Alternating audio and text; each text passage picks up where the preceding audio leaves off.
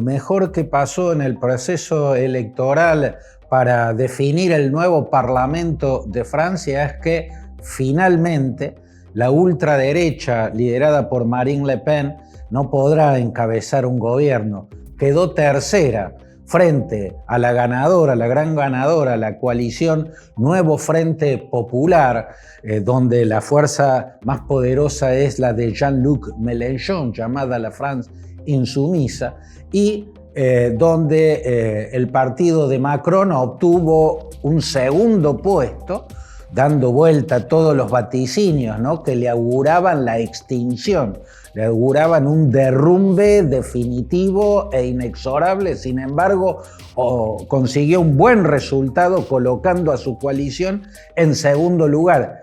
Tercera quedó la agrupación ultraderechista, que en las dos elecciones anteriores, la de la Eurocámara a principios de junio y la primera vuelta de lo que ayer fue el balotaje, en las dos elecciones anteriores había sido la fuerza más votada, pero ayer, cuando se juntaron los votos de la anti-extrema derecha, logró dejarla afuera, logró relegarla a una tercera ubicación. ¿Por qué? Desde mi punto de vista, esa es una buena noticia que dejó el balotaje. Bueno, porque no dejó el gobierno en manos de una fuerza intoxicada de racismo, de homofobia, de anti-europeísmo, de anti-atlantismo, ¿no? Porque la agrupación nacional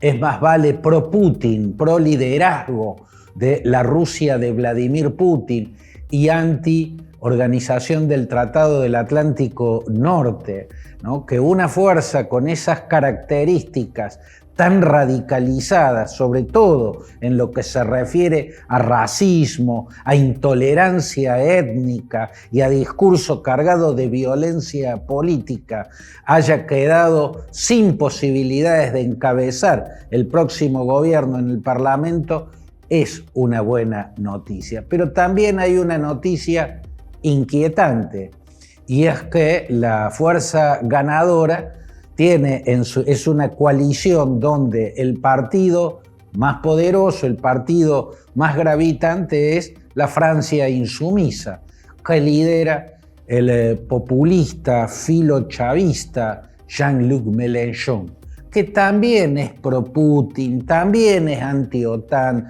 también es anti-Unión Europea, además de otras cosas, por ejemplo, demasiado suave, casi partidario, parece por momentos, del ultraislamismo, ¿no?, de donde salen yihadismos criminales y de la peor calaña.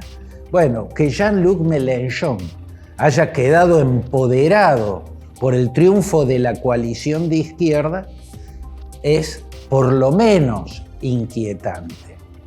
La coalición, el Frente Nacional o Agrupación Nacional, hoy llamado Agrupación Nacional, que lidera Marine Le Pen, está poblada de dirigentes que anhelan o que tienen nostalgia de la República de Vichy, ¿no?, la que se conformó cuando Francia fue ocupada por la Alemania nazi, la que encabezó el mariscal Philippe Pétain, un extraño nacionalista que fue un gobernante títere de Hitler, ¿no? La actual extrema derecha es nostálgica del régimen de Vichy, o por lo menos tiene muchos nostálgicos del régimen de Vichy, del mariscal Philippe Pétain. Pero la fuerza que encabeza Jean-Luc Mélenchon en ese sentido se diferencia de la coalición ultraderechista, en que la coalición ultraderechista es ultraderechista en estado puro, mientras que el Nuevo Frente Popular, el que ganó la elección en el balotaje, es una coalición que incluye centro-izquierda. En esa coalición está la Francia Insumisa, está el Partido Comunista, que desde que fue el iniciador del eurocomunismo, se alejó del estalinismo y se alejó incluso de los dogmas marxistas, pero de todos modos sigue representando una izquierda más bien dura.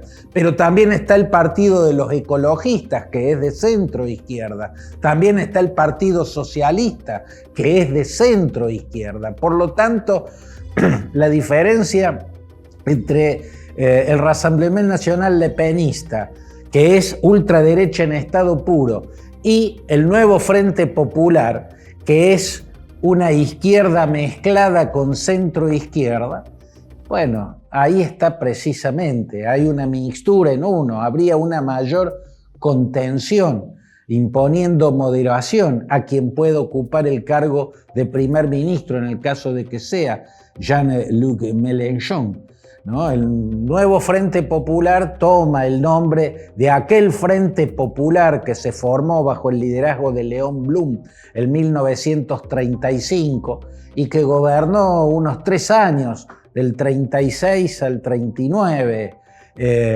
y que no fue una experiencia gubernamental muy exitosa, pero sirvió en ese momento para cerrarle el paso a los fascistas. En este momento, la coalición, que también integra izquierda dura, populismos duros, filochavistas, casi pro-ultra-islamistas, como el del partido de Mélenchon, también fue el instrumento que le cortó el paso a una fuerza de la extrema derecha. ¿Por qué se dio este giro? Bueno, si miramos desde otro ángulo los resultados, vemos que posiblemente el Frente Nacional, la ultraderecha, sigue siendo la agrupación política más grande. O sea, si lo observamos, si separamos todos los partidos políticos. Pero el que salió primero y el que salió segundo son 2 coaliciones, ¿no? Las 2 coaliciones suman mucho más que el Frente Nacional, pero si lo separamos en partidos, posiblemente es la ultraderecha de Le Pen la que sigue siendo la fuerza más votada. ¿Por qué se dio vuelta el resultado respecto a las 2 elecciones inmediatas anteriores, que fueron hace poquitas semanas nomás? Bueno, por una serie de factores. Fundamentalmente porque el voto centrista se movilizó, hubo casi un récord de participación de votantes, ¿no? Y se inclinó por la izquierda y por el macronismo. Y también porque hubo figuras del mundo del espectáculo, del mundo de la cultura e incluso del deporte que salieron a tratar de conjurar el peligro de un gobierno de extrema derecha.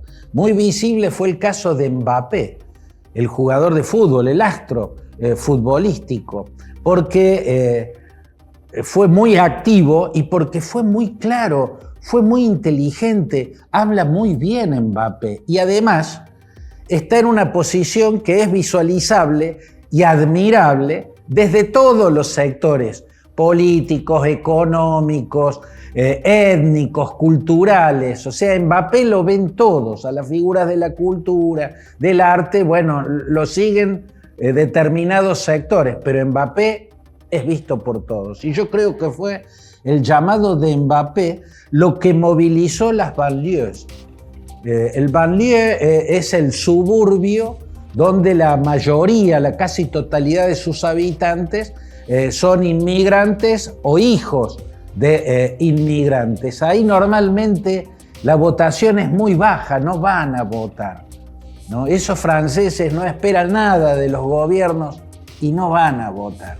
El llamado de Mbappé movilizó las banlieues, ¿no? Y eso también hizo incrementar el voto que salió a cortarle el camino a la extrema derecha, que creía que iba a estar en condiciones de poner un primer ministro, el que iba a ser Jordan Bardella. Bueno, todo esto es lo que pasó. ¿Qué es lo que va a pasar de ahora en más?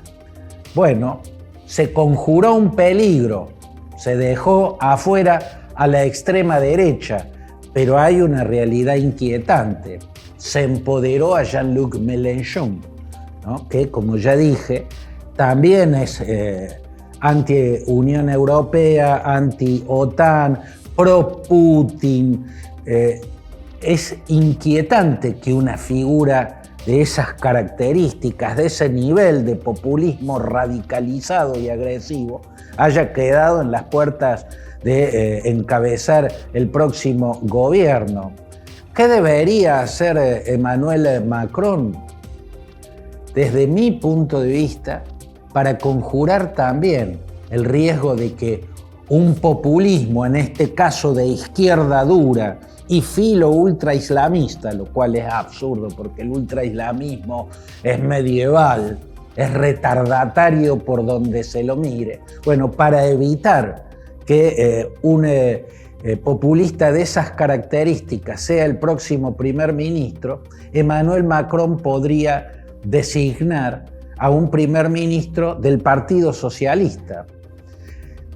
Según la Constitución de la Quinta República, aún vigente, es el presidente el que tiene el derecho, o el presidente tiene el derecho de elegir al primer ministro. Debe hacerlo en el marco de la mayoría. Debe elegir a una persona que en el Parlamento vaya a tener el respaldo de la mayoría de los legisladores, ¿no? Por lo tanto, en este caso correspondería que Emmanuel Macron no se tiente con buscar el apoyo de la centro-derecha golista que salió cuarta y sumar esos votos a esas bancas a las que obtuvo su coalición para poner un primer ministro propio. No, la coalición más votada fue la de la izquierda, el Nuevo Frente Popular. Por lo tanto, lo mejor sería que de ahí salga el próximo primer ministro, pero no sería lo mejor que sea un radicalizado populista como Mélenchon.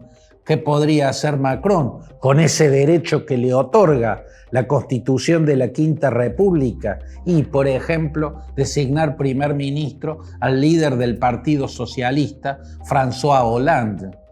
Después de todo, se conocen bien. Cuando Hollande fue presidente de Francia, Emmanuel Macron, que era del Partido Socialista, fue primero su asesor en temas financieros y después su ministro de Economía, ¿no? Por lo tanto, elegir a François Hollande del Partido Socialista, que es un partido de centro-izquierda, sería una jugada inteligente, ¿no? Que mantendría al centro, ¿no?, en el manejo del poder en Francia, evitando que llegue a alguno de los extremos. Emmanuel Macron colaboró, fue importante su aporte a conjurar la llegada de la extrema derecha al gobierno. Ahora tiene que tratar de conjurar el riesgo de que un populista radicalizado como Mélenchon se convierta en primer ministro. Y tal vez la mejor jugada, la que le posibilita la Constitución, es elegir a un socialista. De ese modo, la cohabitación que se viene, cohabitación es cuando el presidente es de un signo político y el primer ministro es de otro.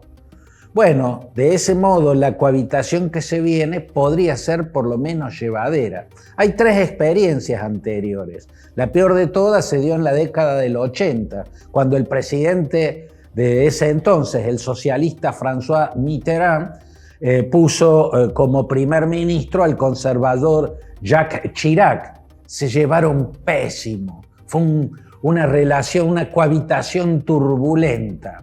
Mejoró la relación cuando en la década siguiente Mitterrand tuvo como primer ministro al también conservador Edouard Balladur. Se llevaron muy bien ese presidente socialista y el primer ministro conservador. No fue tan buena la cohabitación ya en el siglo XXI del presidente de centro derecha Jacques Chirac con el primer ministro socialista Lionel Jospin, pero tan mala como la primer cohabitación no fue.